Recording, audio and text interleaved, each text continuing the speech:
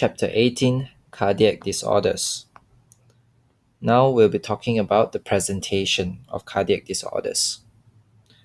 Congenital heart disease presents with antenatal cardiac ultrasound diagnosis or detection of a heart murmur or heart failure or shock or cyanosis.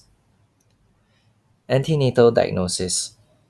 Checking the anatomy of the fetal heart has become a routine part of the fetal anomaly scan performed in developed countries between 18 weeks and 20 weeks gestation and can lead to 70% of those infants who require surgery in the first 6 months of life being diagnosed antenatally. If an abnormality is detected, detailed fetal echocardiography is performed by a pediatric cardiologist. Any fetus at increased risk, for example, suspected Down syndrome, where the parents have had a previous child with heart disease, or where the mother has congenital heart disease, is also checked. Early diagnosis allows the parents to be counseled. Depending on the diagnosis, some choose termination of pregnancy. The majority continue with the pregnancy and can have their child's management planned antenatally. Mothers of infants with duct-dependent lesions likely to need treatment within the first 2 days of life may be offered delivery at or close to the cardiac center. Heart murmurs. The most common presentation of congenital heart disease is with a heart murmur. Even so, the vast majority of children with murmurs have a normal heart. They have an innocent murmur, which can be heard at some time in almost 30% of children. It is obviously important to be able to distinguish an innocent murmur from a pathological one.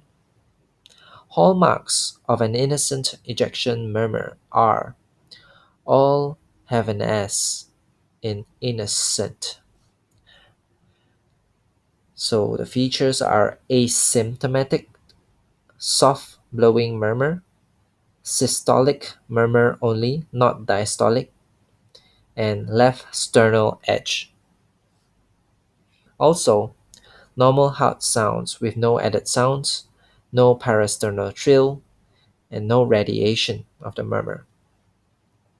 During a febrile illness or anemia, innocent or flow murmurs are often heard because of increased cardiac output. Therefore, it is important to examine the child when such other illnesses have been corrected. Differentiating between innocent and pathological murmurs can be difficult. If a murmur is thought to be significant, or if there is uncertainty about whether it is innocent, the child should be seen by an experienced pediatrician to decide about referral to a pediatric cardiologist for echocardiography. A chest radiograph and electrocardiograph (ECG) may help with the diagnosis beyond the neonatal period. Many newborn infants with potential shunts have neither symptoms nor a murmur at birth, as the pulmonary vascular resistance is still high. Therefore, conditions such as ventricular septal defect or ductus arteriosus may only become apparent at several weeks of age when the pulmonary vascular resistance falls. Key point: the features of an innocent murmur can be remembered as the 5 S's. Innocent murmur equals to soft, systolic, asymptomatic, and left sternal edge. Heart failure.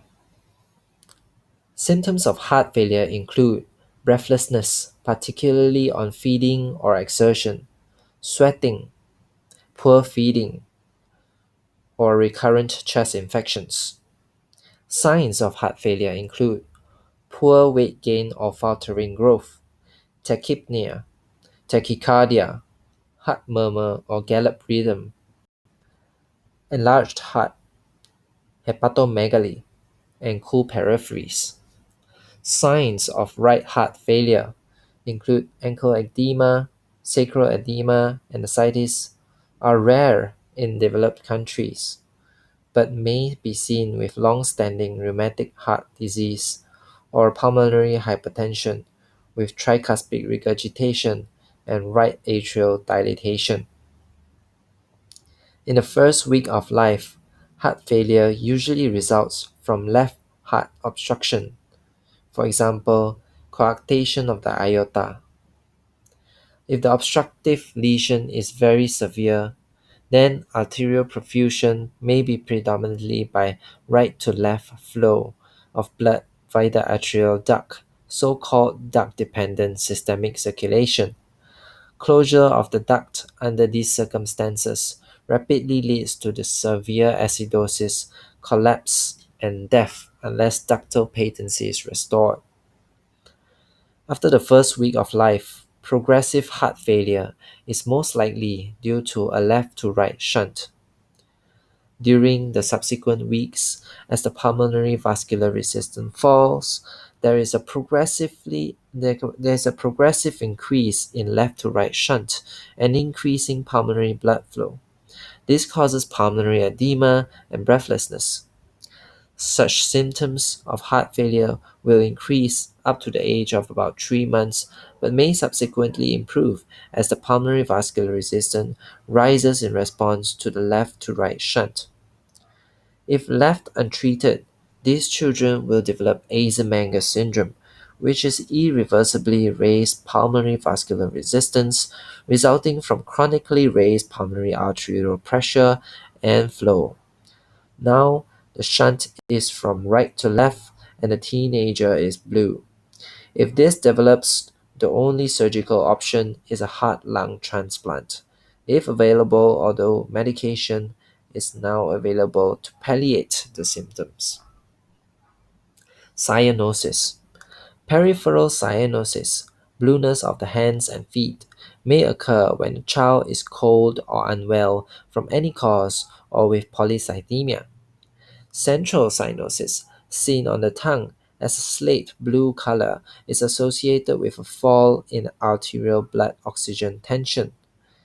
It can only be recognized clinically if the concentration of reduced hemoglobin in the blood exceeds 50 grams per liter, so it is less pronounced if the child is anemic. Check with a pulse oximeter that an infant's oxygen saturation is normal, which is more than 94%. Persistent cyanosis in an otherwise well infant is nearly always a sign of structural heart disease. Cyanosis in a newborn infant with respiratory distress, respiratory rate of more than 60 breaths per minute, may be due to cardiac disorders, including cyanotic congenital heart disease, respiratory disorders, for example, respiratory distress syndrome, surfactant deficiency, meconium aspiration, or pulmonary hypoplasia, persistent pulmonary hypertension of the newborn, failure of the pulmonary vascular resistance to fall after birth, infection, including septicemia from group B streptococcus and other organisms, inborn error of metabolism, including metabolic acidosis, and shock. Whether the presentation of congenital heart disease is with a heart murmur, heart failure, cyanosis, or shock depends on the underlying anatomic lesion causing left to right shunt, or right to left shunt, or common mixing, or outflow obstruction in a well or sick child.